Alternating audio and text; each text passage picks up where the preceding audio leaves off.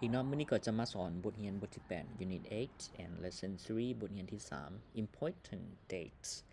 Important มีความหมายว่าสำคัญเนาะ Dates แปลว่าวันสำคัญต่างๆสำหรับจุดประสงค์บทนี้แม่นเพิ่นจะเว้าเกี่ยวกับ Times and Dates คือเวลาแล้วก็วันเวลาที่สำคัญประมาณนี้เนาะคำศัพท์ข้อที่1เนาะจะเป็นหมวดของคำศัพท์จะมีคำศัพท์นี้คำศัพท์ใหม่เลย arms เนาะมี s เนาะ arms แปลว่าทานหรือว่าให้ทานอย่างต่างๆ arms ตัวอย่างว่า give arms เนาะ I give arms in the morning to the monk ค่อยให้ใส่บาตรเหมือนตอนเช้าประมาณนี้คำศัพท์ที่2นะครับว่า national day national day national day ก็คือวันชาติ eldest ก็คือในนี้เพิ่นแปลว่าลูกกกเนาะ eldest ลูกกก enjoy แปลว่ามวนซื่นเป็นคำกริยามวนซื่นคำศัพท์ต่อไปนะ Independence Day ก็คือวันเอกราชเนาะวันเอกราชวันประกาศเอกราชต่างๆ Teachers Day วันครู Workers Day อันนี้จะบ่แม่นวันกรรมกรเนาะ Workers Day บ่แม่น Worker มีหมายว่ากรรมกรแม่นอยู่แต่ว่าในนี้วันแรงงานอย่างประมาณนี้เขาใช้คำว่า Labor Day Labor Day บ่มี s เนาะ Labor Day คือในบทที่ผ่านมาเห็นบ่นี่เพิ่นก็ใช้ว่า International Labor Day บ่แม่น Workers Day วันกรรมกรบ่ถึกเนาะตัวนี้สุดท้ายนะคำว่า report เนาะ report มีความหมายว่ารายงานเนาะ report รายงานโอเคนั่นคือข้อที่1บัดนี้ข้อที่2 listen and repeat ก็คือเก่าเนาะก็คือเป็นฟังแล้วก็เว้าตามครูสอนในนี้เพิ่นจะเขียนfirst January อันนี้ก็ใส่ว่า the first of January second February เวลาเฮาอ่านตามนี้เลยเนาะ second February or the second of February เวลาเฮาอ่านจะเท่ากัน third March ก็เป็น the third of March fourth April or the 4th of April 22nd August and เป็น the 22nd of August 30th ก็ 30th September อันนี้ก็ใช้ว่า the 30th of September โอเคอันนี้ก็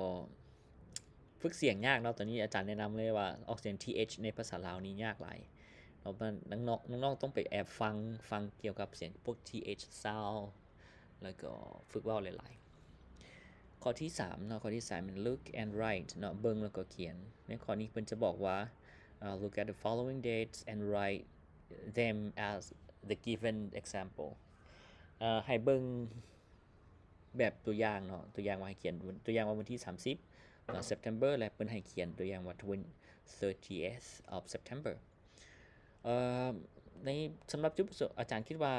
ถ้าน้องอ่านได้นะสำคัญกว่าหมู่แต่ว่าตัวนี้เขียนเนาะอาจารย์บ่อย่างแนะนำให้เขียนปานใดให้เขียนตัวย่อนี้เนาะเข้าใจเนาะสั้นๆแต่ว่า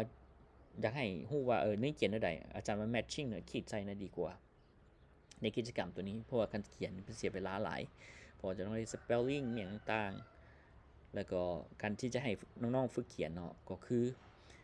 ต้องได้ฝึกอ่านเนาะฝึกอ่านก่อนให้มันจะแจ้งกว่านี้แล้วก็มีตัวเลขต่างๆที่มันจะแจ้งกว่านี้เนาะถ้ามาเขียนเลยนี่บ่ถูกแน่นอน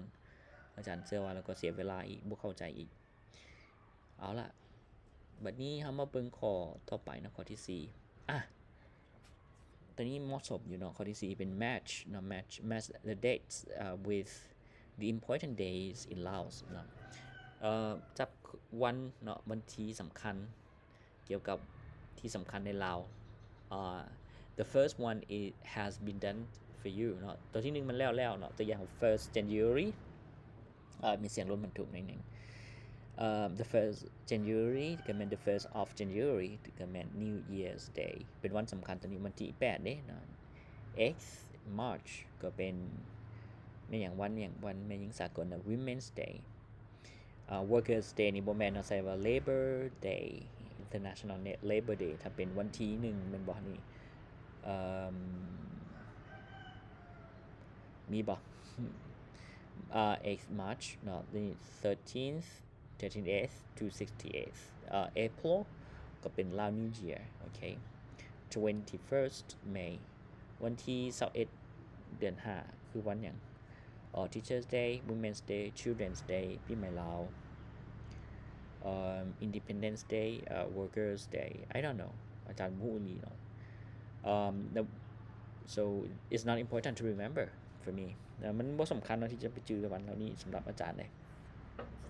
คนอื่นอาจารย์บ่ฮู้เนาะซึ่งอาจารย์บ่สำคัญ7th October วันหยังล่ะ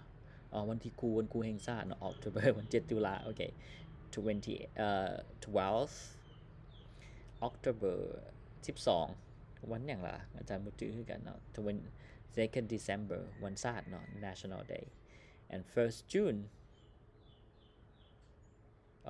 Children's Day I think Children's Day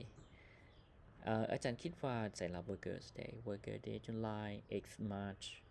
ปีใหม่ลาว1st May บ่อาจารย์บ่ฮู้กันมันวันที่21เดือน5คือวันหยัง Worker Day ป่ะ Workers Day ป่ะอาจารย์บ่ฮู้อีหยังกันเนาะตัวนี้ ขอโทษโอเคหรือว่าผิดบ่อาจารย์บ่ฮู้เนาะลองไปเสิร์ชเบิ่งเนาะลองถามครูสอนเบิ่งแล้วก็ผู้ออกแบบนี่เบิ่งต่อมาแม่น now look at exercise 4 again and say the sentences แล้วก็เบิ่งกิจกรรมตัวนี้คือเก่าเนาะแล้วก็ว่าเป็นประโยคว่าซั่นไปก็ใส่คำบอก the 1st of January is New Year's Day จะเป็นอันนี้ไปก็ที่2อันนี้มันจะเป็นถ้า matching แล้วก็โอเคบ่มีปัญหาเนาะ first อันเป็น Children's Day ตัวอย่าง8th March Women's Day is okay understand เนาะก็ได้แล้วเข้าใจแล้วเนาะ number 5ข้อที่5เนาะข้อที่5 look and say เบิ่งแล้วก็เขียน listen to the conversation and practice in pairs เนาะเบิ่งบทนี้แล้วก็ฝึกซ้อมเนาะเป็นครูมีหยังแหน่ในตัวนี้มีผู้หญิงแล้วก็มีสมศักดิ์คนนี้เนาะสมศักดิ์แล้วก็ผู้หญิงสิเป็นวิไลวรณ์โอเค Hi สมศักดิ์ How are you สบายดีสมศักดิ์เจ้าสบายดีบ่ Hello วิไลวรณ์ I'm fine When is the Women's Day เมื่อใดวันเมื่อใดจะเป็นวันแม่หญิงสากล It's on 8th March เนาะวันที่8เดือน3 Oh it is your birthday เป็นวันเกิดของเจ้าบ่ No it's my birthday is on 10th March and when is your birthday แปลกๆดีเนาะเดี๋ยวถามว่าวันนี้มันถามวันเกิดอีกmy birthday is 5th April วันเกิดของข่อยแม่นวันที่5เดือน4โอเค4เมษายนโอเคบัดนี้มาเบิ่งข้อที่6เนาะ complete นะ complete the sentences and practice them in pair ก็เฮ็ดให้ประโยคนี้สมบูรณ์แล้วก็ฝึกซ้อมเนาะกันเป็นครูwhen is your birthday วันเกิดของเจ้าแม่นวันใด my birthday is in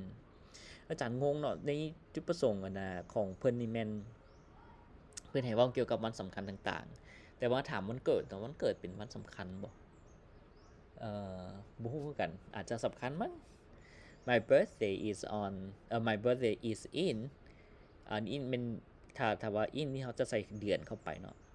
วันเกิดข่อยแม่นในเดือนแต่ก็ได้ครับเป็น January August February แล้วแต่my birthday is on นี่มันเขาจะตามด้วยเวลาเนาะตามด้วยเวลาวันที่เลยmy birthday is on the ตัวอย่างว่าวันที่8เดือน3อันนี้ on the X of March อย่างประมาณนี้ when is ทัดหลวง festival เดี๋ยวเด้อถามวันเกิดเหลียวมาถามบุญทัดหลวงอีกเนาะค่อนข้างซับซ้อนเนาะ complicated it's not complicated confusing not complicated มันซับซ้อนส่วนซับซ้อนมัน confuse it's in October I don't know บุญทัดหลวงเดือนใดอาจารย์บ่ฮู้เนาะเดือน10บ่วันที่ is on 10th I don't know is in 10th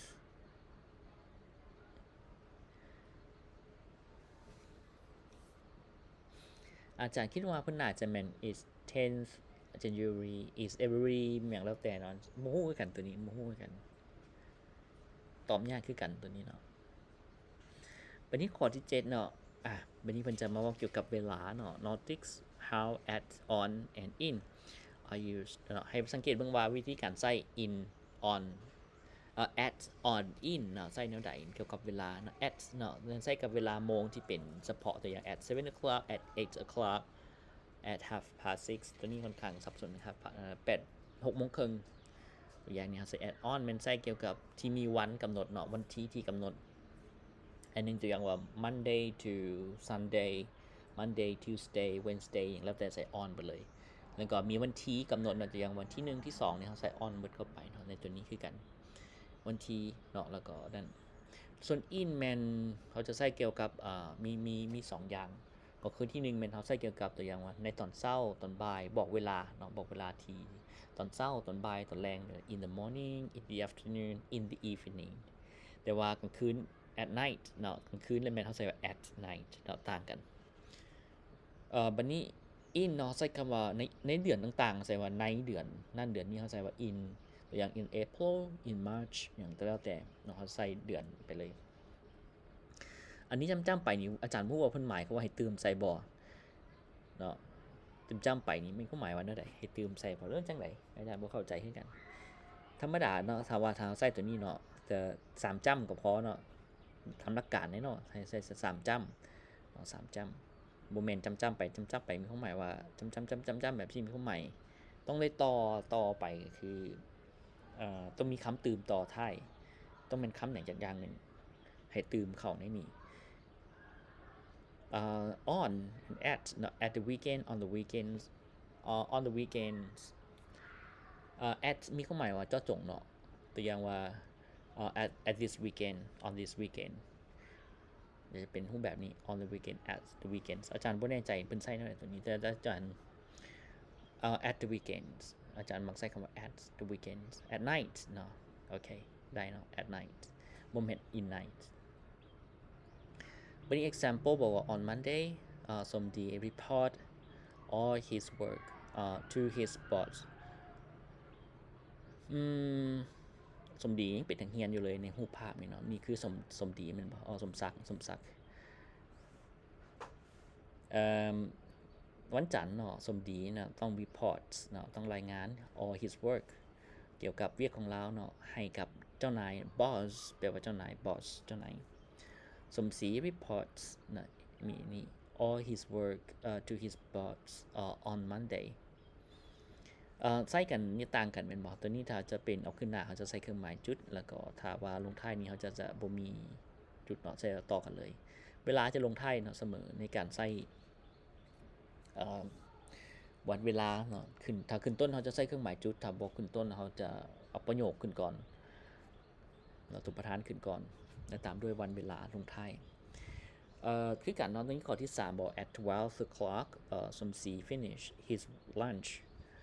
Somsi finishes his lunch at 12 o'clock ตัวนี้จะเป็นใส่หลายกว่าหมู่เนาะอันนี้บ่ฮู้ว่าเพิ่นจะใช้รูปแบบใดเพิ่นจะอธิบายไวยากรณ์เกี่ยวกับหยังแล้วก็วิธีการใช้จุดเครื่องหมายนี้บ่ฮู้ว่าตัวอย่างเพิ่นยกให้เห็นเพื่อหยังเพื่อให้เข้าใจหรือว่าจังได๋ข้อที่8เนาะมื้อนี้ข้อที่8complete นะ complete คือเฮ็ดให้สมบูรณ์ use at on in to complete the sentences below อาจารย์เชื่อว่าข้อ8เนาะครูเนาะสามารถข้ามข้อนี้เนาะ example ตัวนี้ได้เลยเพราะว่าถ้าครูไปอธิบายนี้สับสนแน่นอนเอาข้อมานี่เลยเอามาข้อที่8นี้อาจจะเหมาะสมกว่าเนาะอาจจะได้ we always go to school or the morning เขาจะว่า in the morning ก็ได้เนาะand arrive home in the afternoon แล้วก็กลับมาบ้านตอนบ่ายคือเก่าเนาะ the shop opens ห้างขายเครื่องเปิดตอนเวลา half past 8นี่ตื่นยังเข้า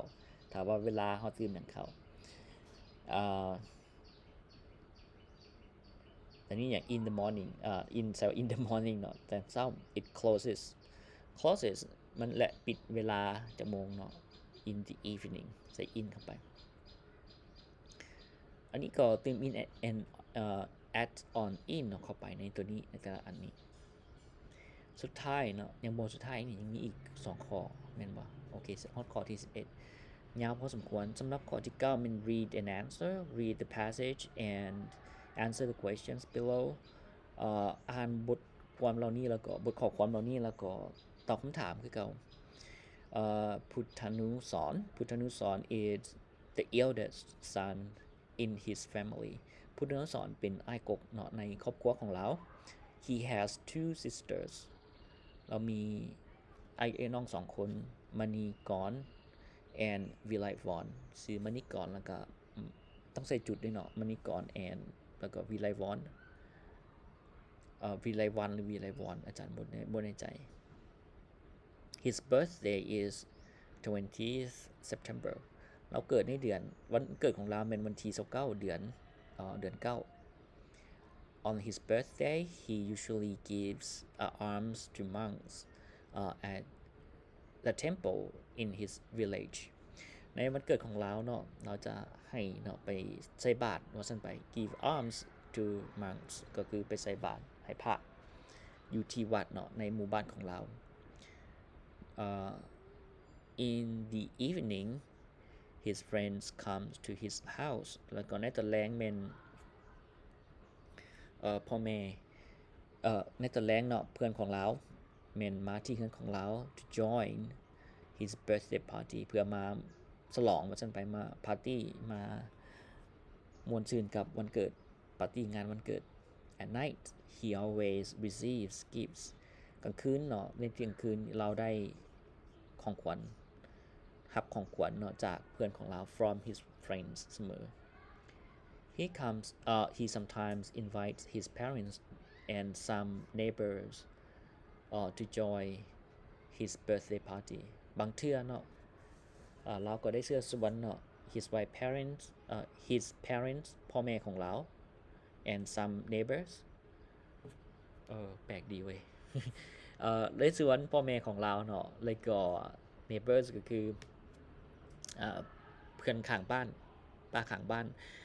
to join his birthday party มาร่วมงานวันเกิด at the party เพชรธนุสร and his friends drinks and dance together ในงานเลี้ยงเนาะเพชรธนุสรแล้วก็แม่นได้ดื่มเนาะได้ดื่มอันนี้บ่ว่าดื่มหยัง and dance แล้วก็เต้นนำกันว่าซั่นเด้ at midnight wow แล้วก็กลางคืนเนาะกลางคืนแม่นในเที่ยงคืน cuts the cake เนาะในเที่ยงคืนก็ไปตัดเค้กวันเกิด and gives to his parents แล้วก็เอาเค้กวันเกิดให้พ่อแม่กิน all guests and friends แล้วก็ให้แขกแล้วก็เพื่อนทั้งหลาย he always enjoy his birthday party โอเคเป็นเรื่องที่แปลกๆเนาะตอนเช้าไปใส่บาตรตอนแลงฉลองปาร์ตี้แตกเลยมันก็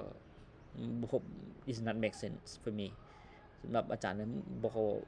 บ่ make sense เลยมาเบิ่งถ้าเป็นไปได้เนาะถ้ามีผู้ส่วนเกี่ยวข้องคนแก้ไขปัญหาเรื่องตัวนี้เกี่ยวกับวันสำคัญเนี่ยต่างๆก็ได้เกี่ยวกับวันแล้วก็เวลาต่างๆบ่ควรเอาเนื้อหาแบบซี่ลงดีกว่าควรเอาเนื้อหาที่เป็นพัฒนาตัวเองหลายกว่านี้บัดนี้มาเบิ่งคำถามข้อนี้เนาะ questions when is พัฒนุสร birthday วันเกิดของพัฒนุสรวันที่เท่าใดตอบตามเนื้อเรื่องเนาะ what does he do on his birthday เราเฮ็ดหยังในงานวันเกิดของเรา number 3 when do his friends come to his house เพื่อนๆของเราเนาะมาเฮือนของเราตอนใดแล้วก็ what does he always do at night เนาะเรามักจะเฮ็ดหยังในตอนกลางคืน for party birthday บ่เป็นทุกเรามักจะเฮ็ดหยังเรื่อยๆเนาะตอนกลางคืน party บ่อาจารย์บ่มีคำตอบในตัวนี้เนาะถ้าอีกเส้นบทเรื่องเด้ what do Patanuson and his friends do at the party drink and dance เนาะมันก็ตอบง่ายๆเห็นบ่เมื่อคำถามในนี้เนาะมันจะเป็นรูปแบบที่บ่ค่อยเหมาะสมนะสำหรับนักเรียนชั้นม.1 เนาะอาจารย์คิดว่าบ่เหมาะสมเลยแหละนักเรียนชั้นม.1 เพียงแต่อายุเพียงแต่ 10ปลายปีเนาะหรือ11 12ปีหรือว่า13 14ปีแล้วแต่เนาะในบางขอบเขตซึ่งเนื้อหาคือว่าบ่เหมาะสมแน่นอนบัดนี้ข้อที่10เนาะข้อที่10แม่น complete เนาะเฮ็ดให้ complete the following sentences เฮ็ดให้ประโยคนี้สมบูรณ์ด้วยหยังล่ะอาจารย์ก็มีคำถามเหมือนกันเนาะด้วยหยังด้วยการเติมหยังเข้าไปit's the 8th March เขาก็ต้องใส่บอกว่า it is the 8th March what of March in March I don't know อาจารย์บ่รู้อีหลีเนาะเพิ่นให้เฮ็ดหยังตัวอย่างก็บ่มี number 2 Monday what อันนี้ตื่มหยังเข้าอะไร I work 9 o'clock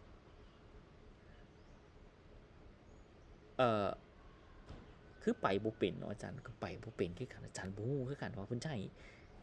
complete แนวใดที่จริงมันมีจริงที่ตัวตื่มนี่ได้หลายอย่างเลยแหละเอาเป็นว่าข้อที่10นี่อาจารย์บ่แนะนำให้ครูหรือว่านักเรียนเนาะตอบเนาะเพราะว่ามันจะให้เฮาเป็นไวยากรณ์เกินไปซ่าเกินไปเพราะว่าคำสั่งมันบ่จะแจ้งเนาะว่าเฮ็ดหยัง complete the following sentences